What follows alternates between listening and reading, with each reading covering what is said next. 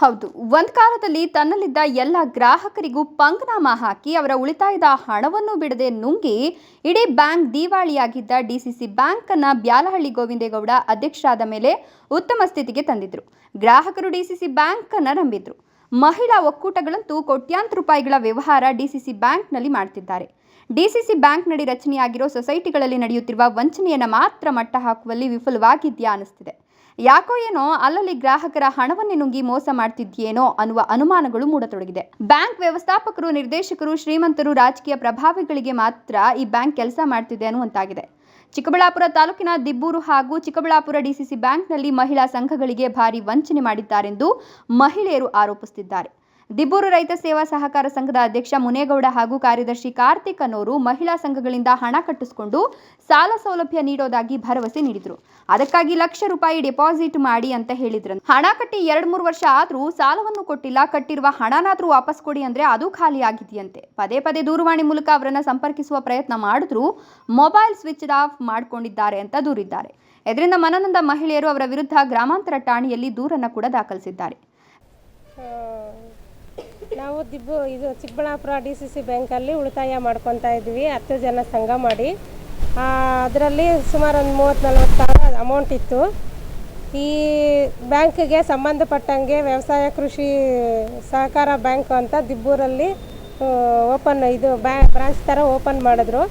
ಅದರಲ್ಲಿ 5 ಲಕ್ಷ ಲೋನ್ ಕೊಡ್ತೀವಿ ವಿತ್ ಬಡ್ಡಿ ಇಲ್ದಿರ ಅಂತ ಹೇಳಿದ್ದಕ್ಕೆ ನಾವು ಅಲ್ಲಿ ಅಕೌಂಟ್ ಇದೆ, ಇಲ್ಲೇನು ಕೊಡ್ತೀರಾ ಅಂತ ಕೇಳಿದ್ದಕ್ಕೆ ಆ ಅಮೌಂಟ್ ತಂದು ನಮ್ಮ ಬ್ಯಾಂಕಲ್ಲಿ ಡಿಪಾಸಿಟ್ ಮಾಡಿರಿ, ನಿಮಗೂ ಲೋನ್ ಕೊಡಿಸ್ತೀವಿ ಅಂತ ಹೇಳಿದ್ರು. ನಾವು ಅದಕ್ಕೆ ಇಲ್ಲಿದ್ದ ಅಮೌಂಟು ಡ್ರಾ ಮಾಡಿ ತಗೊಂಡೋಗಿ ಅಲ್ಲಿ ವ್ಯವಸಾಯ ಕೃಷಿ ಬ್ಯಾಂಕಲ್ಲಿ ಕಟ್ಟಿದ್ವಿ. ಅವರು 1 ಇಯರ್ 2 ಇಯರ್ ಆಯಿತು, ಲೋನು ಕೊಡಲಿಲ್ಲ. ನಮ್ಮ ಅಮೌಂಟ್ ಹೋಗ್ಲಿ ನಮ್ಗೆ ವಾಪಸ್ ಕೊಡ್ರಿ ಅಂದರು. 1.5 ವರ್ಷದಿಂದ ಕೇಳ್ಕೊತಾ ಇದ್ರು, ನಮ್ಮ ಅಮೌಂಟ್ ನಮ್ಗೆ ವಾಪಸ್ ಕೊಡ್ತಾ ಇಲ್ಲ. ಕಾರ್ತಿಕ್ ಅಂತ ಸೆಕ್ರೆಟ್ರಿ ಅವರು. ನಾವು ಫೋನ್ ಮಾಡಿ ಕೇಳಿದಾಗೆಲ್ಲ ಒಂದು 6 ತಿಂಗಳು ಫೋನ್ ರಿಸೀವ್ ಮಾಡ್ತಿದ್ದ. ಈಗ ಇವತ್ತು ಕೊಡ್ತೀನಿ, ನಾಳೆ ಕೊಡ್ತೀನಿ, 7 ಗಂಟೆಗೆ ಕೊಡ್ತೀನಿ, 8 ಗಂಟೆಗೆ ಕೊಡ್ತೀನಿ ಅಂತ, 9 ಗಂಟೆಗೆ ಕೊಡ್ತೀನಿ ಅಂತ ದಿಬ್ಬೂರು ಹಾಸ್ಪಿಟ್ಲಲ್ಲಿ ನಾವು ವರ್ಕ್ ಮಾಡೋದು. ಅಲ್ಲಿ ಕಾಯಿಸ್ಕೊಂಡು ಎಷ್ಟೋ ಸಲ ವಾಪಸ್ ಕಳಿಸಿದ್ದಾನೆ. ನಮ್ಗೆ ಅದಕ್ಕೆ ಬೇಜಾರಾಗಿ 1.5 ವರ್ಷದಿಂದ ಕಾದು ನಮಗೆ ಸಾಕಾಗೋಗಿ ನಮ್ಮ ಅಮೌಂಟ್ ಬರಲ್ಲ ಅನ್ನೋ ಮೂಮೆಂಟಿಗೆ ನಾವು ಪೊಲೀಸ್ ಕಂಪ್ಲೇಂಟ್ ಕೊಟ್ಟು ಇವಾಗ ಡಿಸಿಸಿ ಬ್ಯಾಂಕ್ ಹತ್ರ ಬಂದು ಧರಣಿ ಮಾಡಬೇಕು ಅಂತ ತೀರ್ಮಾನ ತಗೊಂಡಿದ್ವಿ. ವಿಎಸ್ಎಸ್ಎನ್ ಸೊಸೈಟಿ ವಂಚನೆ ಮಾಡಿದೆ, ಅಧ್ಯಕ್ಷ ಕಾರ್ಯದರ್ಶಿ ಇಬ್ಬರನ್ನ ಬಂಧಿಸಿ ಹಣ ವಾಪಸ್ ಕೊಡಿಸಿ ಅಂತ ಪೊಲೀಸ್ ಠಾಣೆಗೆ ದೂರು ದಾಖಲಿಸಿದ್ರು ಯಾವುದೇ ಪ್ರಯೋಜನವಾಗಿಲ್ಲ. ಯಾರ ಮೇಲೂ ಕ್ರಮ ಜರುಗಿಸಿಲ್ಲ ಅಂತ ಸಿಟ್ಟಾದ ಮಹಿಳೆಯರು ಸೊಸೈಟಿಗಳಿಗೆ ಫಂಡಿಂಗ್ ಮಾಡ್ತಿರುವ ಡಿಸಿಸಿ ಬ್ಯಾಂಕ್ ಮುಂದೆ ತಮಗಾದ ಅನ್ಯಾಯದ ಕುರಿತು ಆಕ್ರೋಶವನ್ನು ವ್ಯಕ್ತಪಡಿಸಿದ್ದಾರೆ.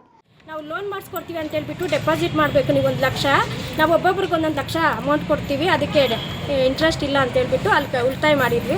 ಆದರೆ ಈಗ 1 ವರ್ಷದಿಂದ ನಮಗೆ ವಿತ್ಡ್ರಾ ಬೇಕು ಅಂತ ಹೋದರೂ ಸಹ ಅದರಲ್ಲಿ ಹಣ ಇರ್ತಾ ಇರಲಿಲ್ಲ. 1 ವರ್ಷ ಆಯಿತು ನಮ್ಗೆ ಈ ಥರ ಹಣ ಮೋಸ ಆಗಿದೆ ಅಂತ. ಆವತ್ತಿಂದ ನಾವು ಅವ್ರು ಟೈಮ್ ಕೊಟ್ಕೊಂಡೇ ಬರ್ತಾ ಇದ್ವಿ. ಇವತ್ತು ಕೊಡ್ತೀನಿ, ನಾಳೆ ಕೊಡ್ತೀನಿ, 3 ಗಂಟೆ ಕೊಡ್ತೀನಿ, 4 ಗಂಟೆ ಕೊಡ್ತೀನಿ ಅಂತ. ಅದು 1 ವರ್ಷನೂ ಟೈಮ್ ಕೊಟ್ವಿ, ಯಾವುದೇ ರೀತಿ ಪ್ರಯೋಜನ ಆಗಲಿಲ್ಲ. ಸೊ 1 ವಾರದಿಂದ ಬಂದು ಕಂಪ್ಲೇಂಟ್ ಕೊಟ್ವಿ ಪೊಲೀಸ್ ಸ್ಟೇಷನಲ್ಲಿ. ಅವರು ಸಹ ಯಾವುದೇ ರೀತಿ ಪರಿಹಾರ ಕೊಡಲಿಲ್ಲ. ಅದಕ್ಕೆ ಈಗ ಡಿಸಿಸಿ ಬ್ಯಾಂಕಲ್ಲಿ ಬಂದು ಏನು ಹೇಳ್ತಾರೋ ಅಂತ ಕೇಳಿದ್ದಕ್ಕೆ ಸೋಮವಾರ ತನಕ ಟೈಮ್ ತೊಗೊಂಡಿದ್ದಾರೆ. ಎಲ್ಲ ತುರ್ತು ಸಭೆ ಕರೆದು ಕಮಿಟಿನೆಲ್ಲನೂ ನಿಮ್ಮ ದುಡ್ಡು ಏನಿದೆ ಅದು ನಾವು ಸೆಟ್ಲ್ ಮಾಡ್ತೀವಿ ಅಂತಿದ್ದಾರೆ. ಆದರೆ ನಮ್ಗೆ ನಂಬಿಕೆ ಇಲ್ಲ. ಯಾಕಂದರೆ ಲಾಸ್ಟ್ ಟೈಮ್ ಒಂದು ಸರಿ ಬಂದು ಕೇಳಿದ್ದೀವಿ, ಇದು ಕೊಟ್ಟಿದ್ದೀರಲ್ಲಮ್ಮ, ಕೊಡೋ ತನಕ ವೆಯ್ಟ್ ಮಾಡಿ, ಏನು ಮಾಡೋಕ್ಕಾಗಲ್ಲ, ತಿಂದಾಕ್ಬಿಟ್ಟಿದ್ದಾರೆ, ತಿಂದ ಮೇಲೆ ಏನು ಮಾಡೋಕ್ಕಾಗಲ್ಲ ಅಂತ ತುಂಬ ಲೇಜಿಯಾಗಿ ಮಾತಾಡಿದ್ದಾರೆ. ಅದಕ್ಕೆ ನಮಗೆ ಅನ್ಯಾಯ ಆಗಿದೆ, ನ್ಯಾಯ ಒದಗಿಸ್ಕೊಡ್ಬೇಕೆಂಬುದಾಗಿ. ಡಿಸಿಸಿ ಬ್ಯಾಂಕ್ ನಡಿಯ ಸೊಸೈಟಿಗಳು ಲಕ್ಷಾಂತರ ರೂಪಾಯಿ ವಂಚನೆ ಆಗ್ತಿದ್ರು ಅಧಿಕಾರಿಗಳು ತಮಗೇನು ಗೊತ್ತೇ ಇಲ್ಲ ಎನ್ನುವಂತೆ ವರ್ತಿಸ್ತಿರೋದು ಎಷ್ಟರ ಮಟ್ಟಿಗೆ ಸರಿ ಎಂಬುದು ಸಾರ್ವಜನಿಕರ ಪ್ರಶ್ನೆಯಾಗಿದೆ. ಕ್ಯಾಮರಾ ಪರ್ಸನ್ ಅಶ್ವಥ್ ಜೊತೆ KS ನಾರಾಯಣಸ್ವಾಮಿ, ಈ ನ್ಯೂಸ್ ಟಿವಿ, ಚಿಕ್ಕಬಳ್ಳಾಪುರ.